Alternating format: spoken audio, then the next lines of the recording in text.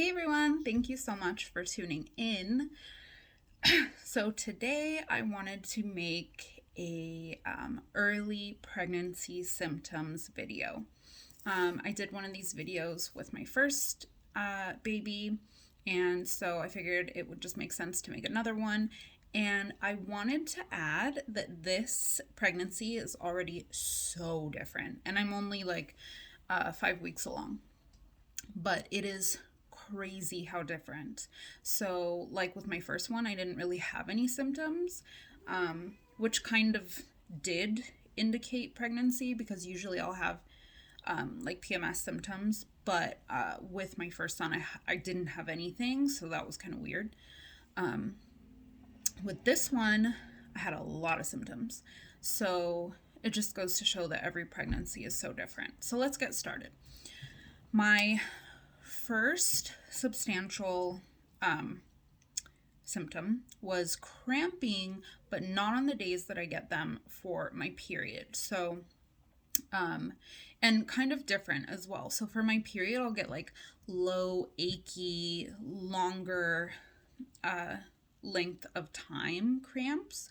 But with this, I was around like 60 PO, I want to say, and I would get these like sharp, uncomfortable cramps. And they just kept happening. So, and I'm still getting like crampy. And in my first pregnancy, I like never had cramps. So this one, I'm definitely getting cramps like all throughout. And still for sure, I'm getting cramps. Nothing like super painful, but I do notice that it's there. And then this one, I'm out of breath. That is totally a symptom that I had with my first and that I have now. But in my first, I didn't know that it was really a symptom. Yeah, out of breath. But also hot flashes. So, oh my gosh, this was a big one. To the point where I was like uncomfortably clammy, and I was just like, what is going on? It is so hot all of a sudden, and I would get like sweaty, and that is not like me. I even like asked my friend, I remember, I was like, is it hot in here? And I was like sweating, and she's like, no, it's pretty comfortable.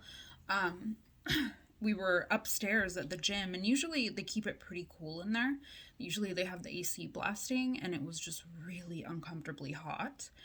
And then my mouth would get all dry. It was just such an indicator. I remember that happening, and I was like, this seems so hormonal, you know? Third overall symptom was that I just had this weird feeling. Sorry, my cat is just begging for attention right now. Just this overall, like, weird, almost like an out of body experience and like anxiety caused by that. I just literally felt weird. I didn't know how to explain it, or how to explain it. I didn't know what was going on. I would be driving and just have like weird, I don't even, I wish I could explain it better. It's just like a different state of consciousness. You're kind of like out of it, but you can function and do all your daily tasks. I don't know. That was a symptom with me for sure. And then my fourth overall symptom that was a huge indicator for me was insomnia, because I never have insomnia. I never have issues sleeping. I go to the gym regularly, and I usually can sleep really, really well. As soon as I hit the pillow, I'm usually out. And this was just so weird. I was having the weirdest dreams. I guess that would be separate from insomnia, but that's also a symptom.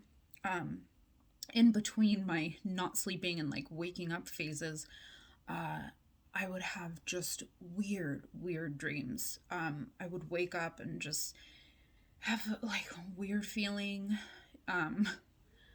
I don't know. Pregnancy is so crazy and so interesting. But for the most part, those are really my only symptoms. Um, I definitely had more symptoms this time around for sure. Um, so, yeah, every pregnancy is just so different. And I'm so early along. I'm kind of excited to see how this whole pregnancy will differ from my first. I certainly hope that I don't have gestational diabetes again. That was kind of a pain in the butt. Um, it was manageable for me through diet, but I'm really kind of hoping that I don't have to go through that again. Other than that, everything is great and I feel great, and I haven't had any substantial nausea. I have had, I guess I should have written that down too. I have had little bouts of nausea that will last like 5 minutes, and like it'll happen at random times, but I've only had like two of those instances since I've been pregnant for the 5 weeks or whatever. And remember, so technically, I've only really been pregnant a couple weeks, but they count pregnancy since the first day of the the first day of pregnancy is the first day of your cycle. So the first day of your last period. Just because it is so difficult for people to know when they conceived exactly, but when you're tracking with ovulation tests, obviously it's a lot more accurate. But anyway, yeah, thanks for watching, guys, and I hope that you liked this video, and stay tuned for like pregnancy updates and stuff like that. And like and subscribe, and thank you so much for being a part of my channel, and I will talk to you guys soon.